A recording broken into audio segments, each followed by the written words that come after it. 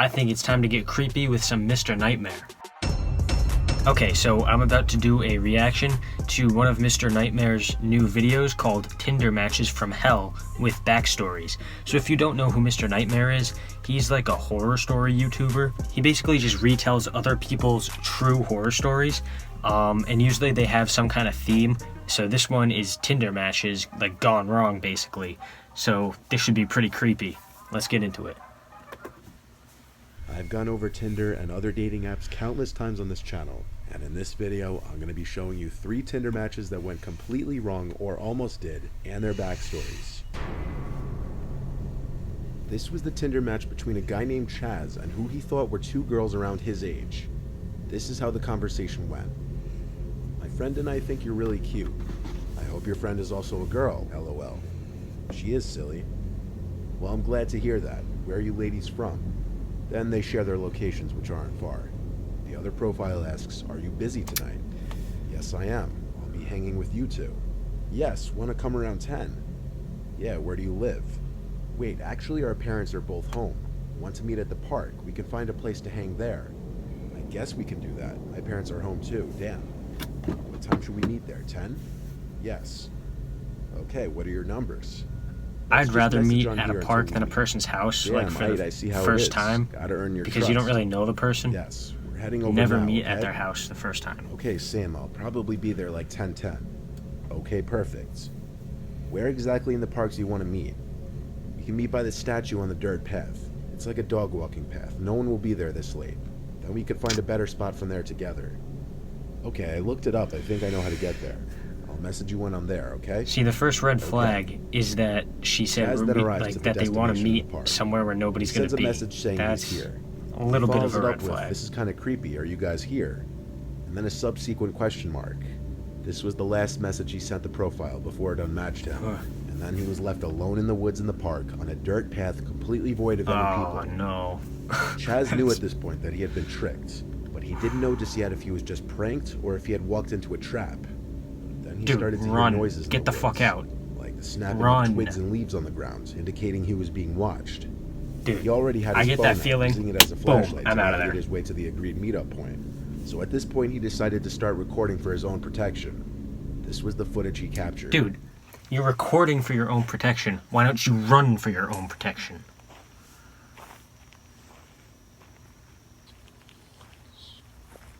This video is not going to do you any good if you get fucking stabbed. Do people not think? Holy shit. In this footage, you can easily see that as he pointed his light into the woods where he heard another sound, it revealed someone in the woods, who then started to run out from the trees and chase after Chaz. While running, Chaz stopped recording to turn off the flashlight, then ran into the trees to hide. He started recording again when he thought he had I told you he should have just run in the first place. Go back to the car, dude. He kept recording the rest of his way out of the park and back to his car to have video evidence of anything in case of a worst-case scenario. Luckily, Chaz made it back to his car and home in one piece. He tried reporting the profile to Tinder just based off the screenshots he took, but Tinder got back to him saying they're unable to find any profiles that match the description or pictures. You know what, at least he reported it, because I've heard stories before of people like not even reporting the profiles, and it's like... anyone for the first time in a park by the woods so at least he reported it, nobody else would be around are 2 major red flags that this was some kind of trap. Yeah, exactly. You don't go into the fucking woods alone at night to meet somebody for the first time. This second He's match clearly is more not on the bizarre thinking. side. Sorry, I just had an ad, so I'm getting back into it. The second match is more on the bizarre side. The girl who submitted this to me wasn't the one to match this profile. Rather, it was her friend Maddie. The profile was titled Invincibles, and it claimed to be some guy, or rather a pair of people, including this Chelsea person, who would pay someone to kick the man in the picture in his groin. This is the story in the girl's words. No comment. One of my best friends, a girl named Maddie, was on Tinder one day when she stumbled upon this account.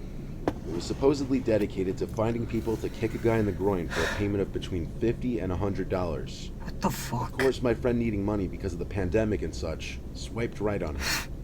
He quickly messaged her back that there were several people involved in this, including a girl named Chelsea. We're not sure if they were even actually real to this day. We live in a small town in Pennsylvania, and and this account was listed in a couple towns over in Clearfield. My friend Maddie was of course a bit skeptical about this. A bit? So she messaged me so that she could come have some sort of backup when she went to do this. The account stated that they were doing this for a YouTube video, and the guy who was being kicked had lost a bet at a bar a couple weekends before. You know what? If you're gonna set up a murder in this way, also was a bit skeptical, that is a very good reason to I give. could protect her if things happen to go south. Like YouTube video, you lost a bet. That is a smart reason to give if you're setting up a murder with this as the reason. The account gave us led to a random hotel in Clearfield, which already sort of creeped us out. The whole setting seemed off, and I'd better include that my friend Maddie had never mentioned that she'd be bringing anyone with her. We arrived at the hotel and sat for maybe an hour, if not a little less, waiting for the person to get back to us. They ended up saying that they would be a little late, and to sit tight. After the prolonged waiting, the person eventually mentioned that they were back in town. Instead of meeting at the hotel, they suggested that we just come straight to their house instead. No, you can come to the hotel if you want. I'm not going to your house. But I had confidence that I could defend my friend against any harm that may have came her way. So we set off to this guy's house, and in under 10 minutes... Do people not think? Don't go to the person's house. I felt relieved, as the address he gave us led to a big, normal-looking house, right next to the main road. But upon further investigation, there was a creepy-looking shed behind the house, with an even creepier-looking man peering from out the side of the door to the shed. Okay, maybe you want to leave now? My friend Maddie parked in front of the shed, and she told me to wait in the car, which immediately screamed the worst things to me. But I trusted her to read the situation and know what she was doing. After all, getting paid money to kick some random guy in the nuts, it sounded like a dream. The guy left his shed looking even creepier than before. He was skin and bones with hair hanging past his shoulders. He also seemed nervous and I would have already left. Not at all like the guy in the Tinder profile. I heard her ask him, "Hey, I brought my friend along just as a precaution. Is that okay?" Hold on, let me just... And in that instant, I watched... Sorry, let me just pause it right quick. Let's see here. Okay, first of all, you go to a hotel... The people tell you, oh, we're not going there, come to our house. Is that not the first red flag? Second of all, you show up, there is a super sketchy fucking shed with a super sketchy fucking guy peering out of it, like creepily peering out of it. Is that not your second red flag?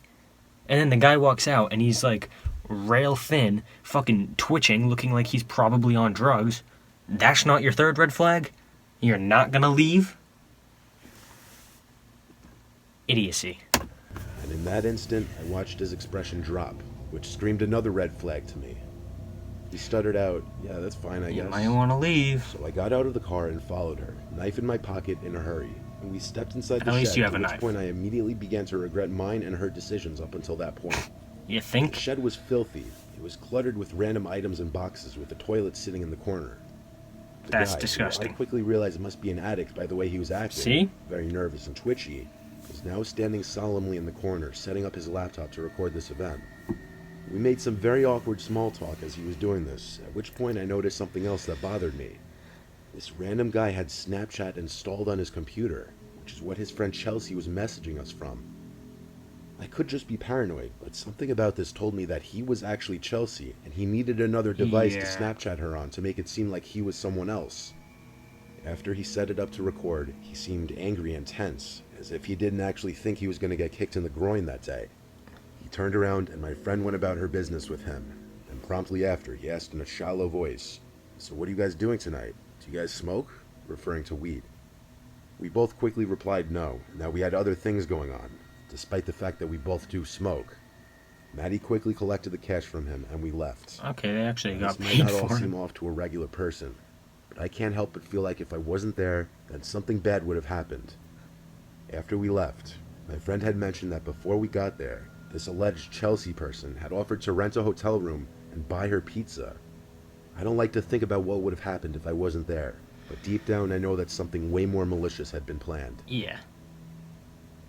Based off the girl's recounting of this event, it's safe to assume that the man in the picture wasn't the same guy that they met in the shed, and that this Chelsea person didn't exist. No shit, Sherlock. Maddie and her friend were smart to go into the situation together, as there's always more safety in numbers. You know what would have been even more smart, though?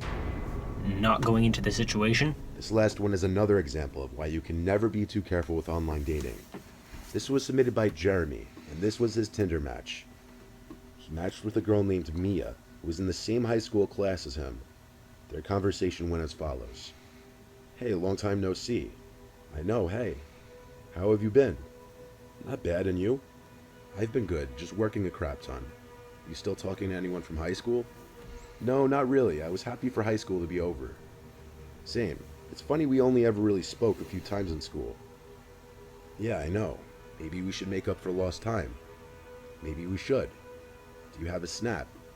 From here, Jeremy gives Mia his snap, and they continue their conversation there.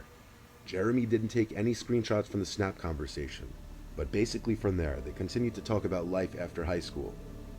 Then they escalated to talking about linking up somewhere and chatting in person.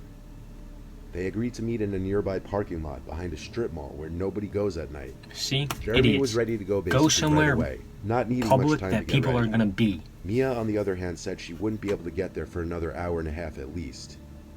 She claimed she was with friends and couldn't just ditch them, so they set up a meetup time for 12 behind the strip mall. It took You're Jeremy agreeing only to meet 5 up behind a minutes to strip get there, mall. You're as the basically lot is in the agreeing to same get town that stabbed. the two live. He sat there in his car waiting for her for about 20 minutes, receiving I mean, apologies not for really, being but late every few minutes on Snapchat. Eventually, headlights appeared from around the corner and approached slowly, then stopped not too far from Jeremy's car. Mia snapped him a picture of his car, saying, "I think I see you." So Jeremy stepped out from his car. He then realized the car looked to be a small Honda or Hyundai, when in reality, the car that was posted all over Mia's Instagram was a Jeep Cherokee. Immediately, Jeremy went back into his car and went to DM Mia on Instagram. Meanwhile, the car outside was honking at Jeremy. He opened Snap and messaged her, "Hey, step out from your car and let me see you for a second." They opened it, took half a minute to reply, then said, "I don't want to, it's so cold out, what's wrong?" At this point, All right. Jeremy knew something was off, so he got in his car and started driving home. But the car was Yeah, following don't him, drive honking home. the horn. If you know where the police station is, Jeremy you gotta go decided by to get the... on the highway, go by at there. which point the car behind him tailed off and disappeared. Okay. Jeremy pulled to the side of the road to block the Snapchat account, but they had already beaten him to it. He went home, and by then he had gotten a DM back from the actual Mia. This is how their conversation went. Jeremy opened with this. "Hey, this may sound really, really weird, but did I match you on Tinder?" She says, "Hi, no, why?" Jesus, long story. "I matched someone catfishing as you, and we talked for a while about high school. I really thought it was you. I met up with the person running the account in a parking lot, but it was some random car, not your Jeep, so I drove away." Then he sent screenshots of the conversation.